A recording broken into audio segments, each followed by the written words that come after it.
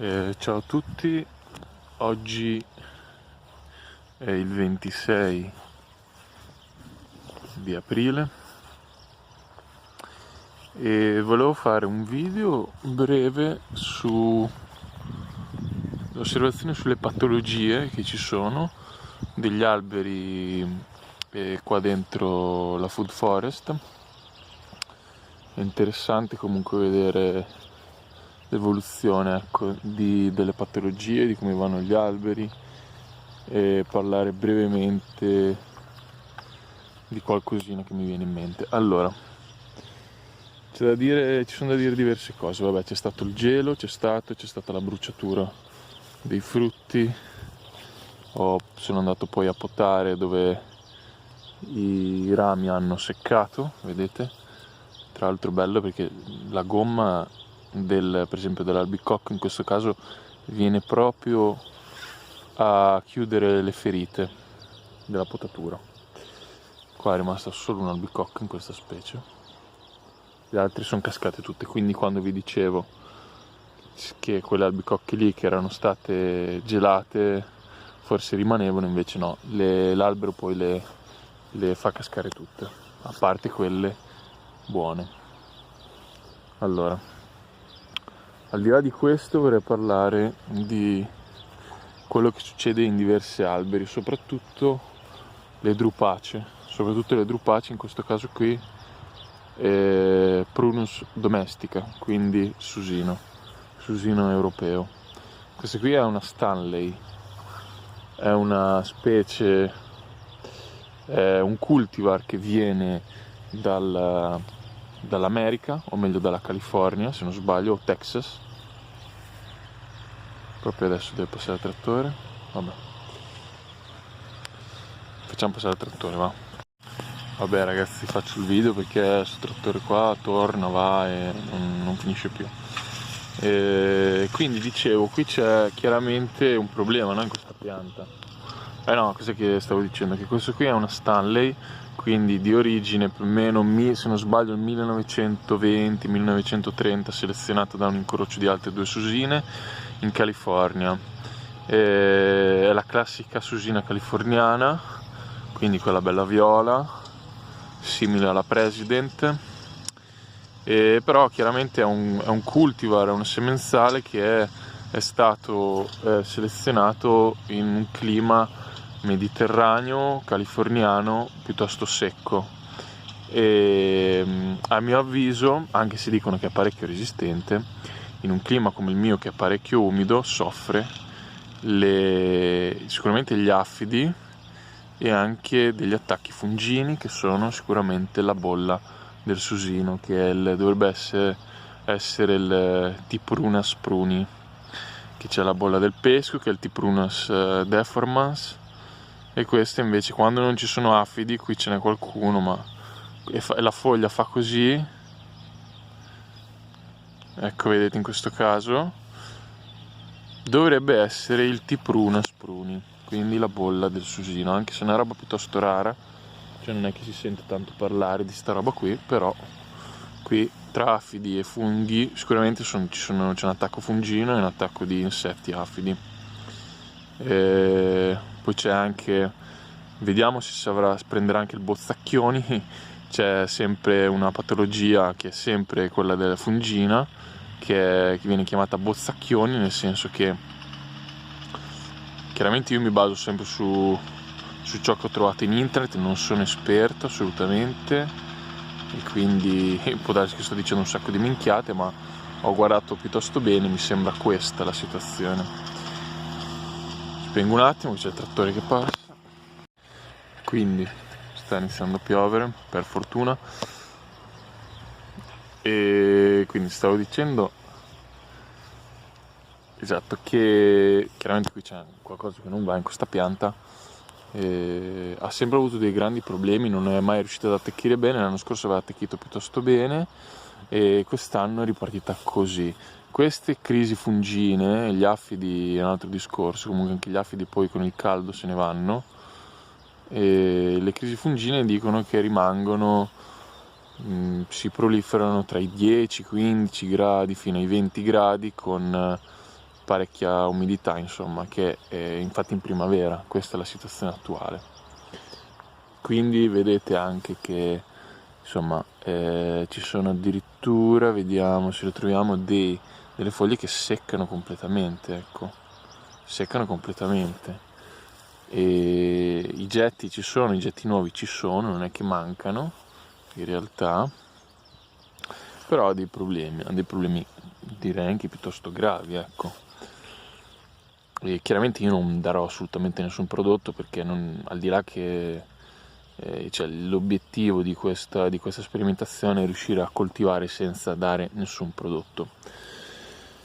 Allora, in passato, l'anno scorso, in quella zona lì cresceva sempre una Stanley, e a un certo punto ha fatto una cosa simile a questa qui, nel senso che in primavera ha iniziato a fare tutte le foglie gialle, il frutto era già di questa dimensione qua, forse sì, a maggio è successo, è diventato tutto giallo di botto, i frutti sono cascati e la pianta si è seccata. Ora non so se è la stessa cosa, perché nell'altra situazione, se mi ricordavo bene, c'era un sacco di marcescenza nel colletto. In questo caso qui non c'è, questa qui comunque sempre è catrame dell'innestro, non c'entra. L'ho tenuta molto bene, molto secca in questa zona qui, quindi non credo che c'entri. Qui abbiamo sempre il via vai delle formiche, e quindi ci sono gli afidi. Chiaramente quando c'è il via vai delle formiche ci sono sempre gli afidi che diciamo così prelevano lo zucchero dagli afidi. Quindi vedremo cosa succederà a questa pianta. Qui invece c'è un mirabolano, sempre drupacea, che anche lui soffre in piccola parte, vedete qua, e questo è forte perché questo qui è una pianta molto resistente, soffre sempre di una crisi fungina. Qua per me non ci sono gli afidi, ma è tutto fungo, sono tutte le spore del fungo. Però chiaramente questa pianta qui non ha problemi, guardate che bei getti che ha, non dovrebbe creare problemi. Andiamo a vedere un altro mirabolano che è cresciuto tantissimo l'anno scorso e quest'anno pensavo avesse l'intenzione di crescere altrettanto, ma pure lui ha dei grossi problemi. Guardate la foglia come è tutta accartocciata, e qui non trovo praticamente quasi mai gli afidi, e direi che qui è una crisi fungina, anche questo qui è un attacco fungino. Il germoglio è partito, la pianta si vuole aprire, si vuole sviluppare, ci sono i ricacci della potatura dell'anno scorso, ci sono, ma sono tutti avvezziti, insomma, non sono belli sicuramente. Ecco, qua invece ci sono gli afidi, qua si vedono adesso che vedo, ok? Quindi anche in una pianta resistente come un mirabolano, anche se questo qui è da meristema, quindi è un 29C e non è da seme, succede questa cosa qui, ecco. Quindi è interessante riprenderla adesso e vedere, io non passandoci assolutamente nessun prodotto, vediamo se si riprende e come andrà poi a sviluppare le foglie, insomma. E invece un'altra cosa interessante è che qui c'è un'altra Stanley, cioè quella là tutta accartocciata, la prima che vi ho fatto vedere là, è lo stesso, identica genetica di questa qua, e questa qui non ha quasi problemi. Quindi allora uno si chiede, aspetta un attimo, ci sono due piante attaccate, a parte che qualche problemino c'è in realtà, non è proprio completamente libera, ma confronto all'altra non c'è paragone, ecco. Ok, vedete?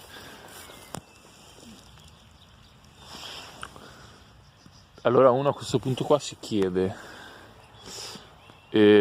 qui hai due piante attaccate, stessa genetica, quindi stessa difesa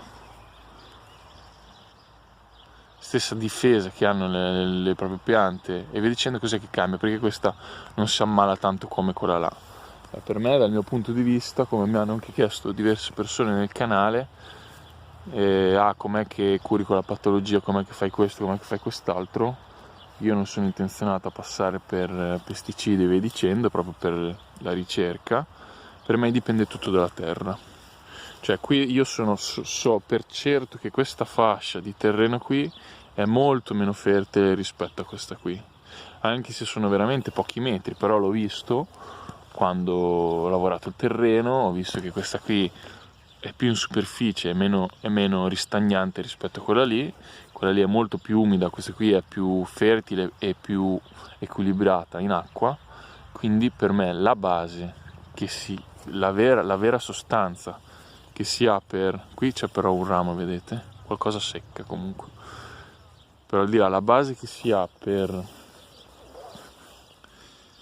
far sì che le piante siano resilienti è sicuramente il terreno.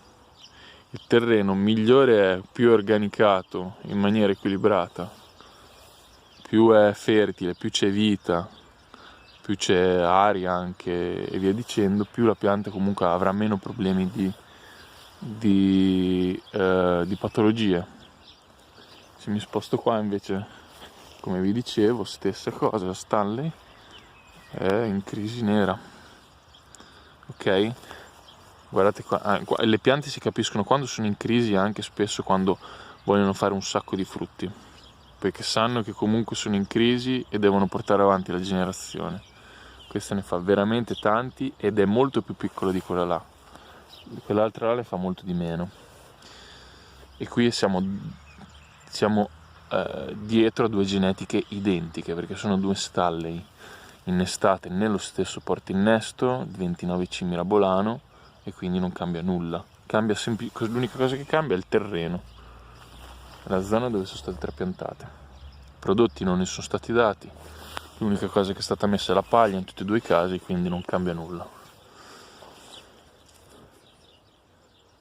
Quindi questo qui è il primo discorso. E per quel che riguarda la mia opinione, la cosa migliore che puoi fare per evitare le patologie è con il tempo far sì che il tuo terreno incrementi di fertilità, o comunque nella messa a dimora, se il tuo terreno è veramente poco fertile, devi far sì con letame maturo o con quello che hai disponibile col compost di cercare di reintegrare quella fertilità almeno nella buca nel momento del trapianto. Poi devi praticare di sovvesci senza interramento, con la paglia e via dicendo. E un altro discorso da fare è trapiantare delle piante che si adattano bene al nostro territorio, e la cosa migliore per fare questa cosa qui, giriamo, e la cosa migliore per fare questa cosa qui è prendere delle piante antiche, se vogliamo chiamarle antiche, anche se non è che mi piace più di tanto questo nome, ma delle piante che sono state selezionate dai vecchi agricoltori,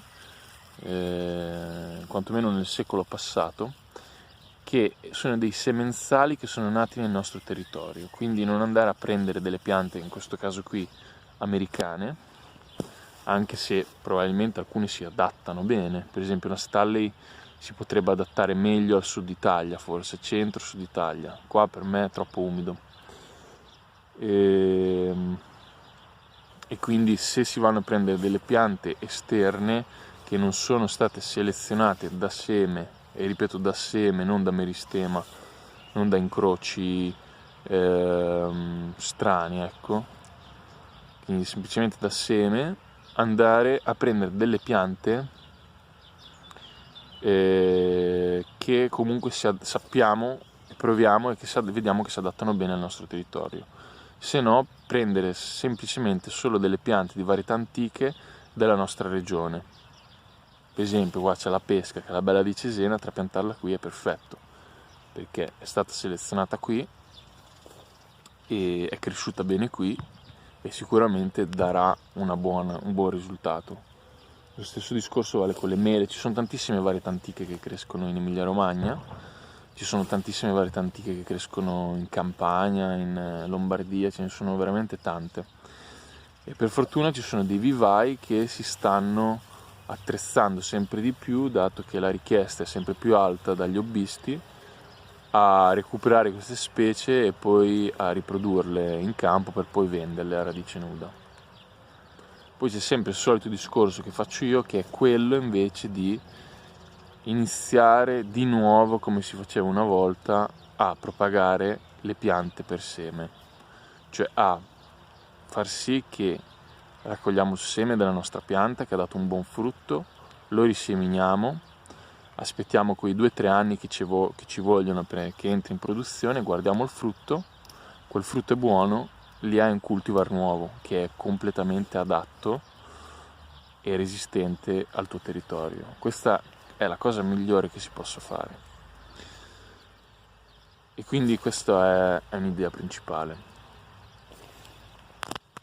Allora, mentre inizia a piovere invece vi faccio vedere un'altra storica patologia funginea, che è la più famosa di tutte sicuramente, che è nelle drupacee, o meglio nel pesco, che è la bolla del pesco.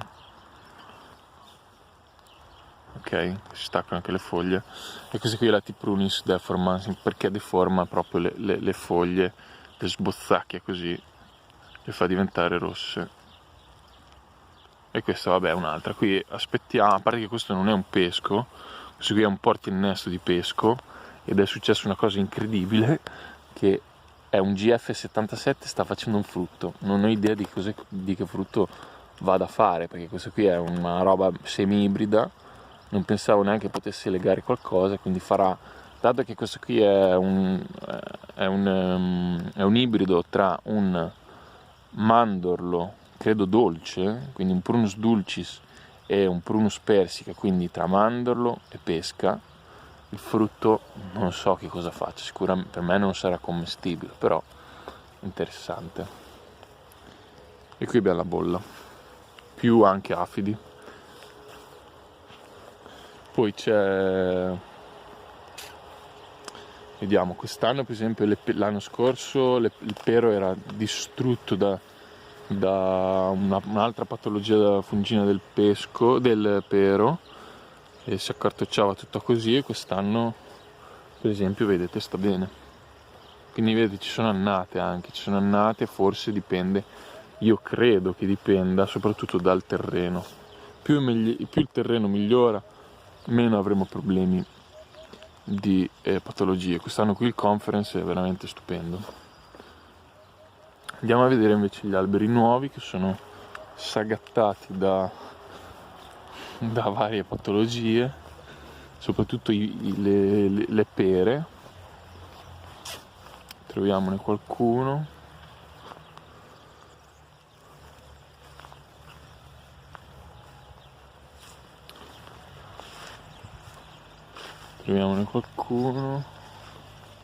Questo no.